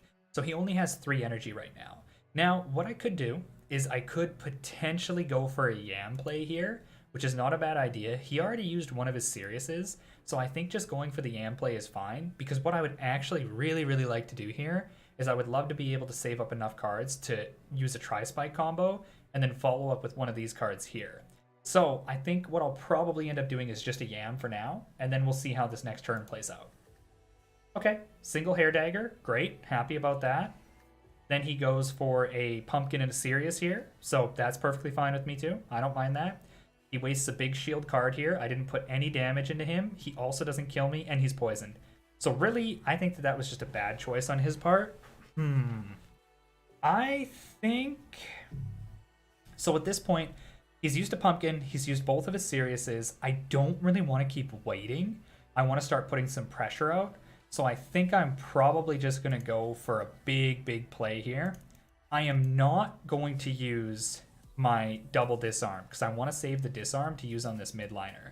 So I'm just going to use this combo here. Maybe he shields up, but I don't think he does, because I think he's going to assume here that I more than likely have a Tri-Spike combo. So he's probably going to keep this Axie low shield, and I'm going to use a full damage combo on him. Exactly like I thought here. So he wastes 2 energy, which I think is a little unnecessary.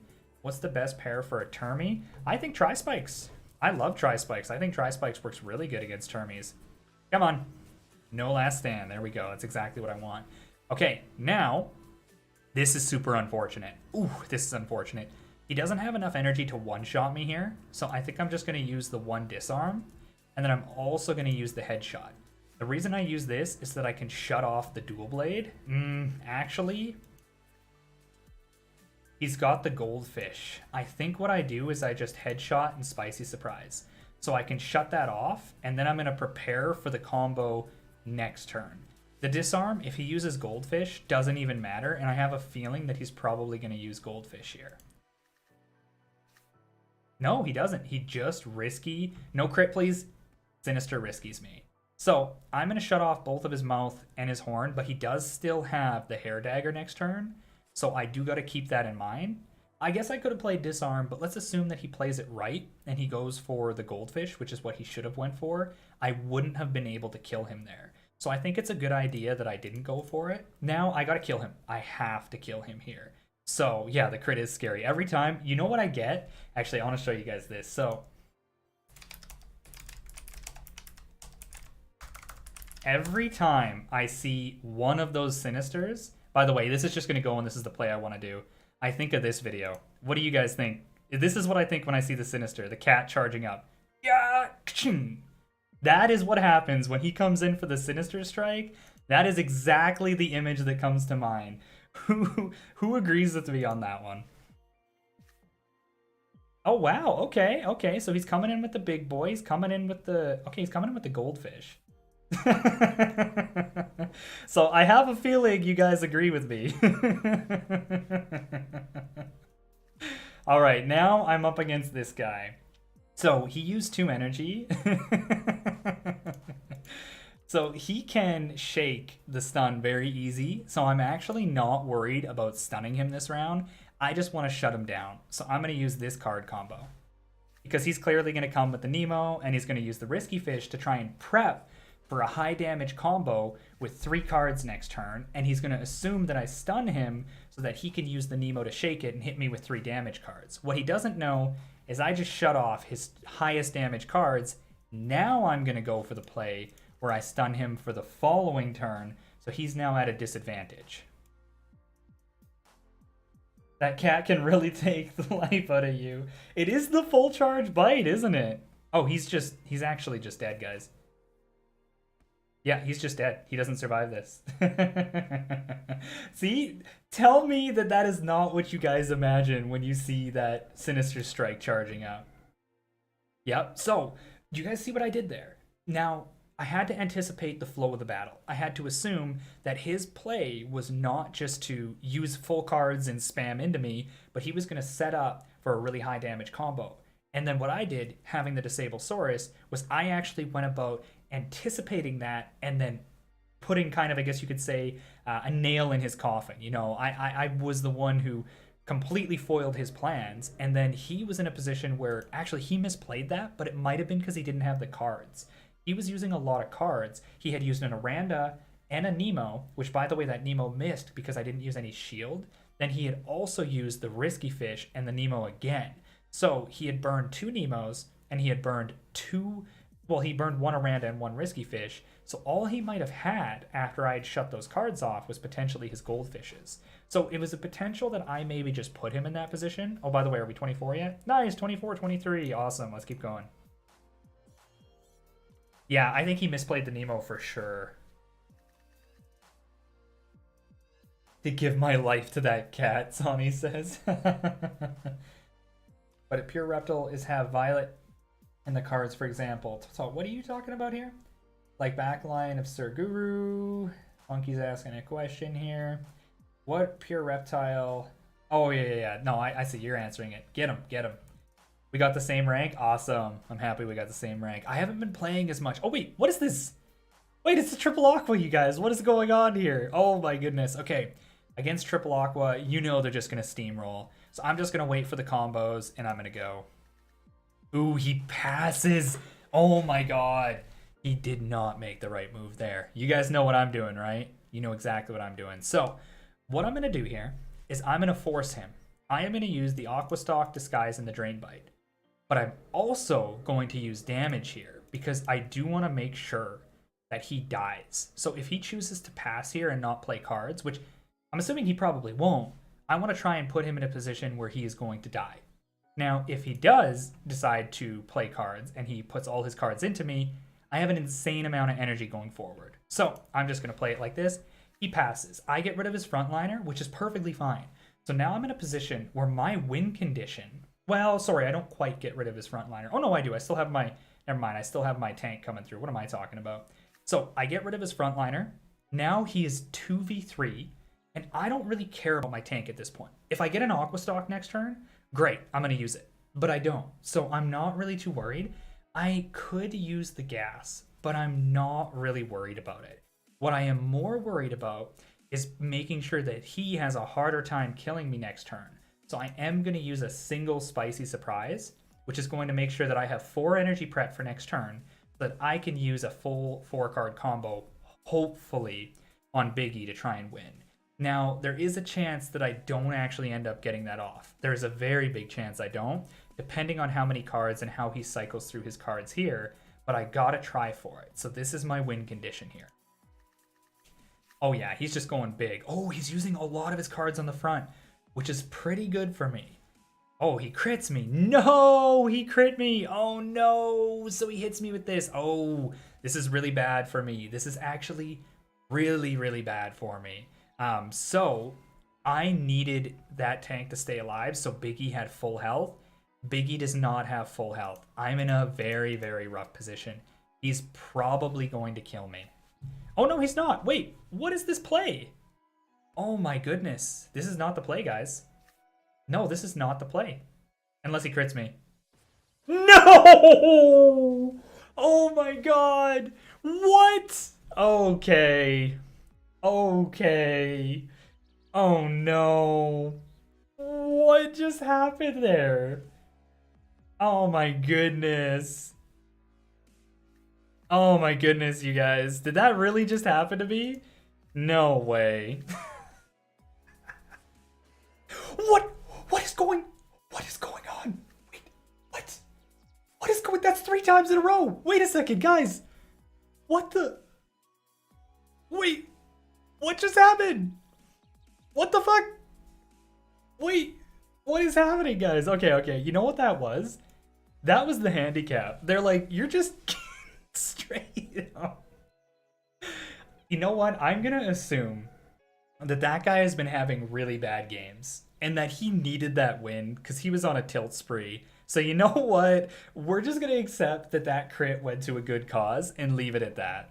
And now we're gonna continue on here.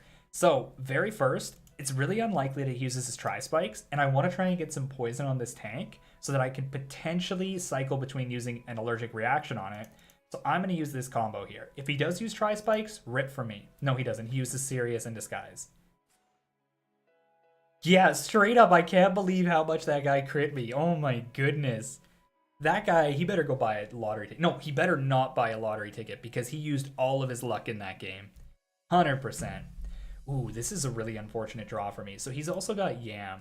So I do not want to be putting cards into him with my backliner because I want to try and prioritize life on my backliner as much as possible so I can try and fight these guys here. He got the Aqua skin on his beast. Yeah. Ooh, this is not as bad. Okay. So if I had a Yam here, unless he crits me. You're right, Sony. I cannot say that anymore. You know what? I think one more time, just one more time, I'm going to pass here. It sounds super risky, but I got to do it. I have to.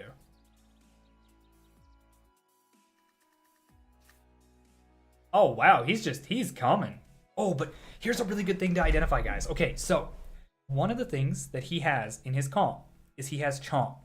That will allow me... Ooh, he's only going to hit one of these cards here, and one of them's a Yam. Oh, he doesn't get his Disguise. That's huge for me. So, he used both of his Chomps on the Axie that is faster than Biggie. That means that he has no possible way... Oh my god, what is this? But anyway, he has no way to Chomp Biggie and stop my Tri-Spike. So, I should be able to use a Tri-Spike combo here. But here's the thing. Unfortunately, I'm going to have to use it to kill this tank right here because, I mean, well, I didn't get enough cards to kill anybody in the back.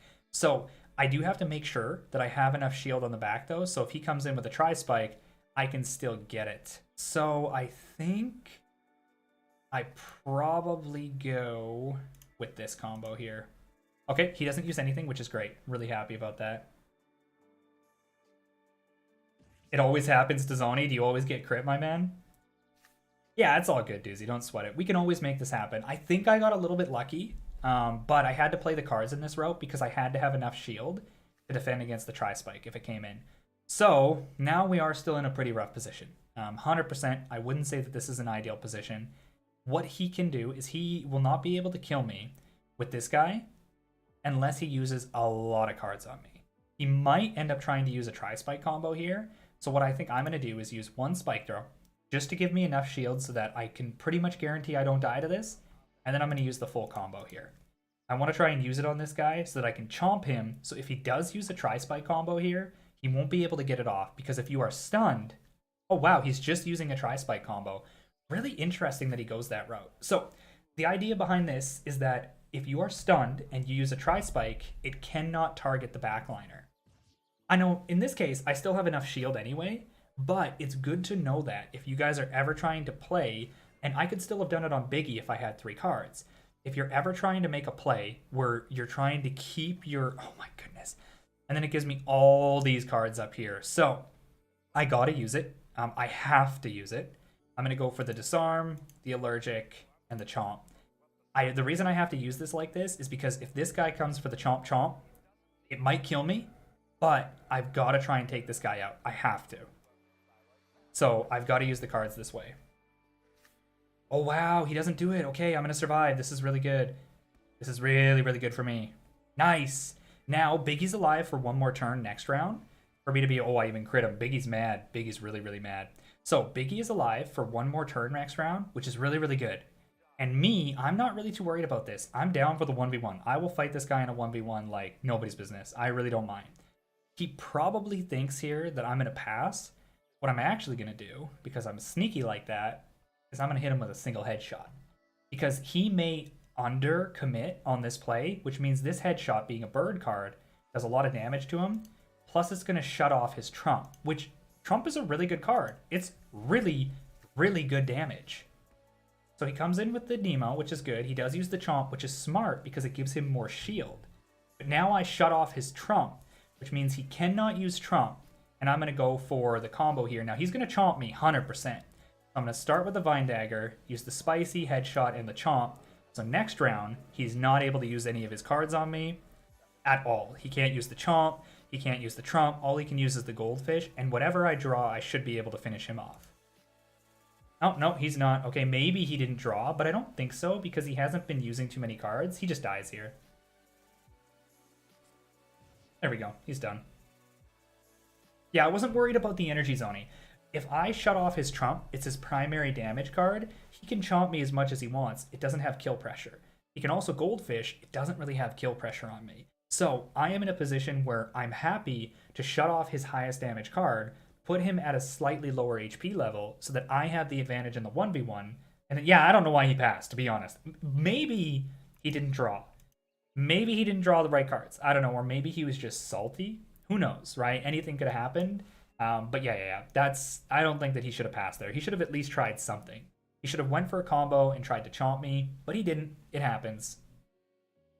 I think he surrendered. I think he did too, guys.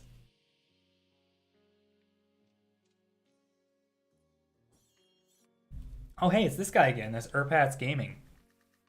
Did he beat me last time? No, he didn't, right? He was just expecting on the Trump, but he was disabled. Maybe. Might have been. He might have been preparing for the Trump play. Yeah, he should have tried. I agree. He should have tried anyway. I think it would have been good. If he tried, he might have been able to get me. Okay, so I'm using the same combo here. Oof. What is this? This is a double hot butt? Or is this a... Oh my goodness, a disguise, a hot butt, and a sandal. This guy is slapping me. Look at all of this. Oh my goodness. This is a really good tank, guys. Like, this tank, first off, has 47 morale, so, like, it can slap. Second thing about this tank is this tank has really good balance of damage. It has a lot of bug cards to chain here for the Cute Bunny. This is all around, honestly, this is all around a really, really good comp. I actually think that this guy had a really great comp setup here. So, I think what I do is I just do an Aqua Stock, and then I wait one more turn to go for the big play, because I highly doubt he's going to play on his tank. Or, you know what? If this hits the tank, it kills it, so I'm going to play. Okay. Ooh, this is going to kill me. Yeah, this is 100% going to kill me. Ouchie. And then he goes for the cute bunny. Oof. So it's a good thing that I played, because if I didn't play... Hey, what's up, Jay Preezy? If I didn't play, I would not have... Ooh, I'm still not going to be able to kill this tank. It's unfortunate. But if I didn't play, I wasn't going to be able to play next turn because I was going to be feared. Now, here's the thing he might try and do, which is very, very possible, is he might try and not play cards on here. Because if he does play cards, he takes away from my fear. Now, the flip side is he might just try and play cards in anticipation of me trying to outplay the fear and assume that I don't play any cards on Biggie, so he gets a free kill on me. The flip side is he may just brick wall up on this tank. So there's a lot of options here. I think the best thing for me to do right now is use a single headshot and just hope he can't brick wall enough on the tank. Right. So single headshot is great. I'm happy with that. Yes, most of my cards drew on the Disablesaurus. So we remember what happened last time, right? The Disablesaurus is able to fight 1v1 against that Dawn. It's not too hard for him to do it, but he does not have a good time fighting against this guy. So what I'm going to do here is I'm going to go for the full combo play on him, because I want to do as much damage as possible. I may end up getting feared for next turn, which is really, really rough, but I don't want to use any more energy because I want to conserve as much energy as I can so I can rotate these 4-card 3-energy combos as far as I can. Okay, so he's just using a Cerastus, which is a little bit interesting. He might have anticipated me using a Tri-Spike, but I'm not using a Tri-Spike. Now, the thing that's really cool about this is that I am going to have a Last Stand Axie, hopefully, to be standing in front of me for next turn, because this is a double Cerastus. How much damage? Yes! He's going to be in Last Stand. Perfect. So, this now means that he either wastes cards on his frontliner, or he just passes. I assume, and I don't want to make a risky play here, I could try and make a biggie play. Stupid to try it if he ends up playing 2 cards. So what I'm going to do is I'm actually going to play the smart way, and I am going to go for the full combo. I know this might seem super, super risky for me to do it, but I have to kill this guy. If I have him alive when I go into the 1v1, because he can chain, I'm in a really, really rough position. So I'm just going to use this. This here is a single Nemo, so I made the right play. I believe I did at least. He now has 4 energy and a lot of cards, but I think I can get him here. So I am going to just shut these 2 off and wait for the play next turn. I know I don't have a lot of energy or a lot of shield, and it is a little concerning, but I can't do much more than this, so I got to go for it. Now that is what looks like a double Cute Bunny, probably a Cerastus and a Nemo. Nope, Cute Bunny Sponge. So he played it smart this time, guys. He knew I wasn't going to chomp him, so he went for the Cute Bunny as his first card because it was the damage up. I still think it was a little risky on his part to do that, but at bare minimum, he did play it right. Now, I want to keep my 1 energy. I'm not in kill threat. I shut off his mouth and his horns. All he has is Sponge and Nemo. He can't use anything else against me.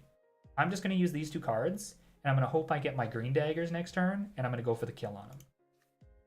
Single Sponge. I'm just going to keep shutting his stuff off. I do a lot of damage to him. Oh, yo, you're going to get some peeps up in the stream, Jay Preezy. You didn't have to. You shouldn't have. But, okay, I think we pretty much got this here. Now, we go for the spicy, fine, chomp chomp. Actually, I think we do it sneakier. We do it like this and prepare. So next turn, yes, he can use Cerastus, but we're going to go, actually, I think this is the sneakiest route, guys. We're going to keep his mouth shut off, and then next turn we're going to go for the chomp chomp headshot. And he's guaranteed dead. Nah, he dies this way. Let's just do it. Why am I trolling? I'm going to try not to be mean to him. Oh, yo, the raid. If only I was on Twitch. Jay Preezy, do you stream on Twitch or do you stream on YouTube? What is going on, by the way? We got everyone here. Oh, Kath, what's up? I need this arena skills. What are you talking about? Girl, you got some crazy arena skills. I've seen you play the arena. You know what you're doing. Yo. What is up? You stream on YouTube as well? Nice. Did you just finish your stream, Jay Preezy? Chomp chomp spicy vine dagger. Yeah, I just went for the normal one here. What are we at right now? 2438. We're at 1888. We're moving our way up. I'm stuck at 2.2 to 2.1. You'll get there. Don't worry about it. Oh, look at this really traditional team comp here, guys. This one's super, super traditional. Awesome. I hope it was good, man. I hope it was good. Thanks for joining in. Thanks for coming by the stream. I think, honestly, I just take it easy. I just go for the Yam and the Disguise. This puts me in a position where if he has a dual blade Revenge, doesn't kill me, thankfully. Or if he goes for like a triple nut, puts me in a better position to survive it. I don't really have to worry too much. But the biggest thing that I'm concerned about here, just being able to get some poison stacks on this tank, so that if I do end up hitting a combo or drawing a Tri-Spikes combo that does not have a disarm, I can use it to hit the tank. So that's my whole idea here. What is that? What is this? What is this first play? Oh my goodness, guys. What is this? What the heck am I watching? Wait, he just used 3 energy, so now he only has 3 going into the next turn. He's poisoned? What the? What's the speed on my Disable Sword? It is 48 speed with 33 morale, which means it has less morale than Biggie at 36-48, so he goes after Biggie, allows me to use my Tri-Spike combo here. That was nuts. That was absolutely nuts. How to apply for scholarship. I have a scholarship video in my channel. Feel free to check it out, and you'll be able to apply for the scholarship via the Google form. Okay. Since the Dark Ages. I agree. And honestly, Twitch kind of has this feel of like, I don't know, it's just, it's not. So he only has 3 cards, by the way. So I am going to, I'm going to all-in commit here. Just in case he chomps me, I'm going to start with that. Now he's coming in. He only has 3 cards. I just wasn't in, and now, I'm not going to say it.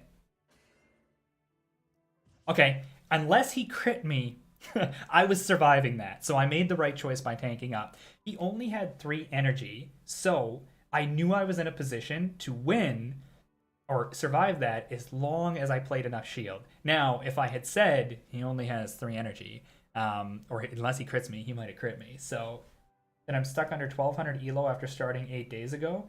Simon, what is your team? What are you playing? It might not be a big issue at all. You might just be playing a team that maybe doesn't fit with you as well. So I'm going to pass one more time, guys. Actually, no, he hasn't used any serious, and he's used both of his yams. I am going to kill him. He needs to die. He 100% needs to die here. So I'm going to make sure that he dies. Okay, so he just went with the cards on the reptile. Yeah, it really depends on the teams. You made the right choice for not saying it. Yeah, I thought so. What are you going to do, crit me? Oh, wait, you stream in both Filipino and English at the same time? That is awesome.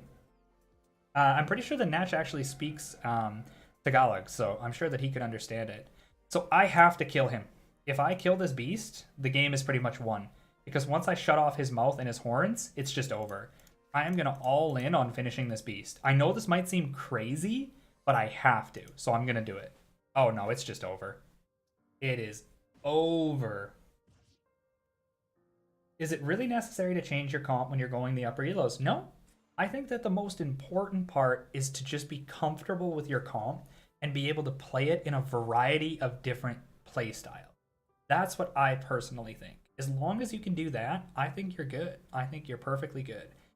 So guys, I didn't draw anything on Biggie. What the hell, man? What is going on here? So I'm going to use one of these because I know he's going to Cerastus, Dino me. And it's probably going to kill me anyway, but I want to try and survive it. Yeah, double Cerastus, double Dino. That's what that is. Why is Dusk better than Reptile? The biggest reason why Dusk is better than Reptile in most cases is because you as an individual can only reach a maximum speed with a Reptile.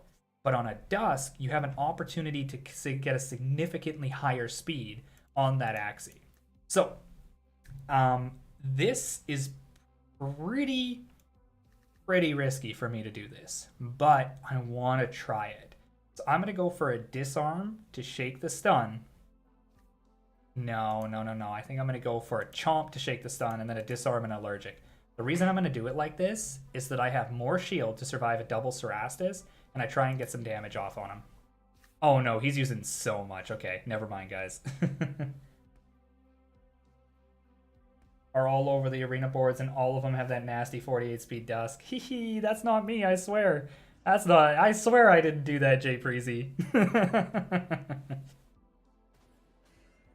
Alright, now we're in the 1v1. It's a little unfortunate that I'm in this position in the 1v1, but it is what it is. What about the 46 speed reptile? Or are those as good as dusks? Which 46 speed reptile are you talking about? That the special class has 7% more damage? No. The special class has a 7.5% bonus damage to cards that are within its triangle. So I'll bring up the type triangle to show you what I mean in just a moment. So I'm just going to use the one hotbot, I think, because I don't want to use anything more than that right now. I want to save my energy. Oh, look at that shield, guys. This is insane. I hope he doesn't kill me. Oh my goodness, he might. He might kill me here. I was just not getting the draws. No, please don't kill me. Oh my goodness. Okay, so he used all of his energy, which is good. Now we're going to Vine Dagger. We are going to Spicy. We are going to Headshot, and we're going to Chomp. No, that doesn't give me enough shield to survive it. Because he's going to use a Vine Dagger to shake, 100%. So I'm going to Vine Dagger, Spicy, Vine Dagger, Chomp. That should give me enough shield to survive it because I'll be up at about 240. So that should be enough shield to survive it. Okay, we're going to go for that. Yeah, he just used a lot of cards, guys. I don't think he's got it. I don't think he does. So Vine Dagger, Spicy, Headshot, Chomp. I think it's risky. Yeah, I'm doing it like this. Okay, so that looks like a Tiny Dino and a Chomp and a Vine Dagger. That's what that looks like to me. So he's going to start with the Vine Dagger, 100%. Oh no, Tiny Vine. Ooh, wow. Okay, so he doesn't break my shield. Oh, that's awesome, Jay Freezy. I'm happy you've been around for a long time, brother. I'm happy you've been around for a long time. I hope that you've been enjoying the streams. Okay, so now we got a shield right up. We got a shield right up, guys. Honestly, we've got to get like massive shield because he's gonna come in for a big play. I almost feel like maybe I have to chomp. No, that's not gonna do it. I gotta go for it. I don't think this will be enough, but we'll try. Oh my goodness, he didn't draw. Yes, he used too many cards. Oh, this is so good for me. Oh my goodness, this is so good for me, guys. If I win this, holy crap. If I win this is insane. Ooh. Oh, nice. You're one of Jay Freezy's scholars? What's going on? Oh my goodness, guys. This is the only way I do it. Do you think I can make it? He's going to have a lot of shield with the Cerastus. Okay, let's go for it. This is going to be close. If I win this is super clutch. I do agree, Jay Preezy. Honestly, I agree. I think that reptile cards are actually pretty broken because of it. Oh my goodness. Oh my goodness. Oh, hey, what's up, Plus? Plus has been watching me since 300. Plus, did you just see this? Did you just see me win this? I just came back from 23 HP. Yo, somebody's got to clip this. This was insane. Oh my goodness. Yeah, you guys, +1. He taught me everything I know. I would be nothing without +1. He's the one pretty much dragging all of us MTTM weights on his back. Yo, and Mugen's here? Oh my goodness. The boys are in, the fam. MTTM. Yeah, that was crazy. That is absolutely crazy.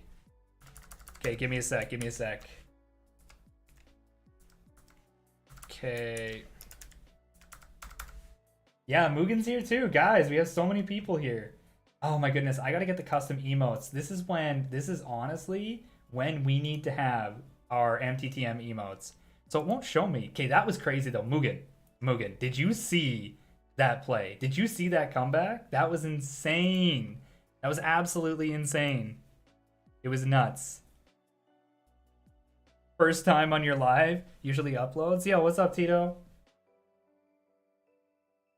Give me some win streaks. Yeah, Mugen's the real MVP, guys. Mugen is the real MVP. All right, let's jump into another one. Plus, are you queuing up? Are you going to snipe me?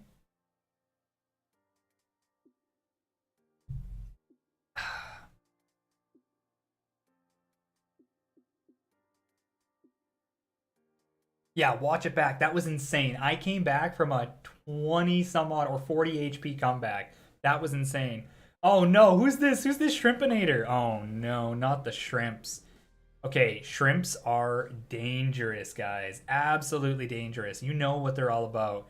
So, we're just gonna pass off the bat. It's all we can do. It's all we can do.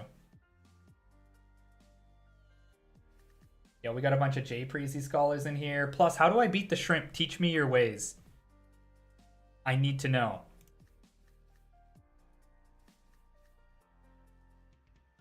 Okay, we going for it. This is all we can do.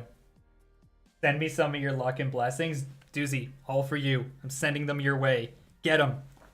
Show them the MTTM way. Oh, he's coming. Well, that's good stuff. I hope that the gameplay keeps you. No, he crit me. Oh my goodness, what is this? How did he crit me? Oh my goodness, 30 morale and he crits me. Jeez. Yeah, well, I tried to brick wall. Did I did I do you proud? Oh no. What is this? He crit me again. Guys, what is going on here? No. This is terrible. Oh my goodness. Oh my goodness. I don't know what to do here. This seems like a really unfortunate position to be in. Okay, well, I mean, he used a lot of energy there, which is good for me. So, what are the chances he brick walls up? Probably really, really low. I don't think he's going to brick wall up at all. I think he's probably just going to let this guy go. So what I may do here... Yeah, 2 crits in a row, right? Double Vine Dagger value is insane. Isn't it, Mugen? It was insane. Especially when you pair it up with the hot butt. It's crazy. You know what? I gotta go for it. It's the only thing I can do. Maybe he uses the sticky goo, and if he does, it's over. No. Okay, this isn't terrible, though. I'm going to take out his Aqua. I'll get 1 turn to pass. I'll try for the crit. Yeah, back-to-back crits is right. Craziness. So he's probably just going to chomp Thorny. He's just going to use a lot here. He's just going to try and get me. But I've got to go for it. I'm going to use the gas. I'm going to use, after the gas, I'm probably going to use the disguise. And I'm going to use the Drain Bite. It's all I can do. Because I didn't draw any cards on Biggie. I used them all. It's all I can really do here. Because if you look, the cards that I had used a Thorny, I had used an allergic, or a Disarm, I used Chomps. I used a lot of cards that I would need. So in the deck right now, I'm probably not going to pull too many good things. I might pull, I might pull it. You know what? Let's just accept it. Let's just accept it. He's going all in. He's using the big combo. Yeah, I knew it. I knew it. Critical boys, right? Maybe he's in the lose streak as well. That's what we're going to call it, guys. It's the no, what is this? Oh no! Oh my god! Oh my goodness! This is, jeez. I'm gonna use 1 disarm, just to hope that he only uses 1 lagging, and then I'm gonna use 1 spike throw just to have the shield, and I'm gonna go for it next turn. All right, I'm gonna go for it. Here we go. The 1 disarm, I get stunned. Oh no, I don't. Oh no! Oh no, now I'm stunned! Oh no, he does use the double lagging! Oh, he was smart. Yeah, that's, we call that one a ripper. For sure. Oh, and I even got the, no! I even got that combo! Nah, it is what it is. We'll hope for it. You know what he's using. Yeah, he's using for the chomp. Oh, wait! Wait! Oh my god, guys! Oh my god! Is this it? Is Biggie coming? Biggie, give me them crits! Biggie! Biggie! Yes! Oh, Biggie! That's my boy right there! Oh! Yo, we gonna hit him with that disrespect Tri-Spike. No way! Holy.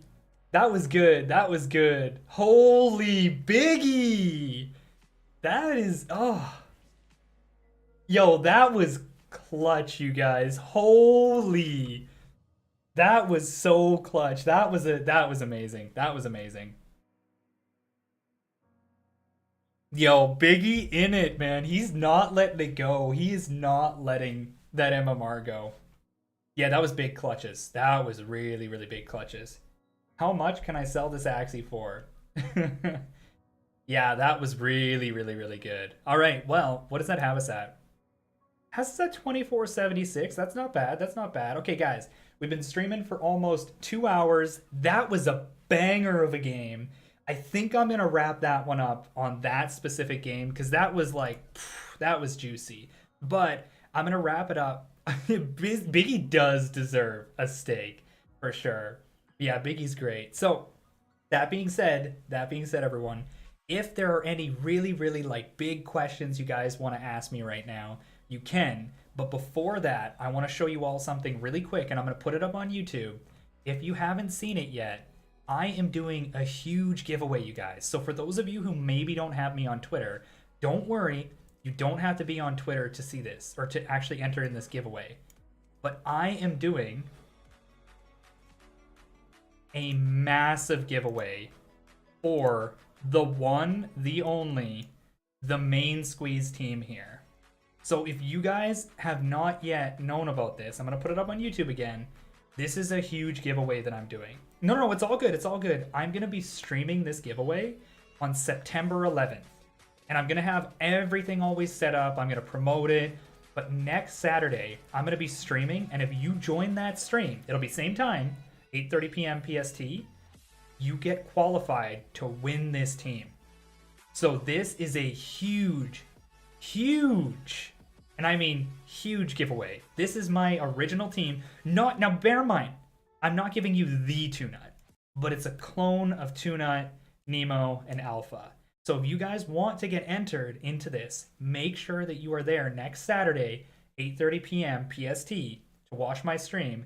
I may have a bit of a sneaky, like, possible record break going on all day. I'll keep you guys updated on that. But that is a huge giveaway. So if you don't have Twitter, don't worry about it. Just make sure that you're on the stream. Everybody who is on the stream at 8:30 p.m. PST, I'm going to be doing the giveaway. You will all be entered into the giveaway. Now, if you don't have Twitter and you want to jump on and you want to promote it, go right ahead. You'll still be entered into the giveaway, but just make sure you're there. Yeah, no, don't worry, Jay Preezy. That's not here. I'll show you guys, just so you guys can believe me here, so you know that I'm not, like, giving away the Two-Nut. Here, let me show you. I will show you. Don't worry. Everybody, it's not the Two-Nut. I got a second one. Okay, I got to go to the next page. I got another Two-Nut, I got another Nemo, and I got another Alpha. Now, this is just Two-Nut's clone. For everybody who knows here, this is identical to Two-Nut. This is my pretty much mascot Axie here, which brought me all the way to the top 300. It's absolutely my, like, favorite Axie. I have plushies of it and everything, so this is my boy here. He's going to be part of it, but this isn't the real one. This one's, like, I think 1 million or like 4 million stock number, so don't worry. It's not Timo, it's not Two-Nut, it's not the real Two-Nut, it's not, like, my real one. But then we also have Nemo here. Don't mind me putting Two-Nut and Nemo's name together to call it Timo. Neither of them are Timo. But we have a Nemo clone. Now, I know it's not perfectly identical, but all of the cards will be there. So this is going to be a really, really big opportunity for anyone.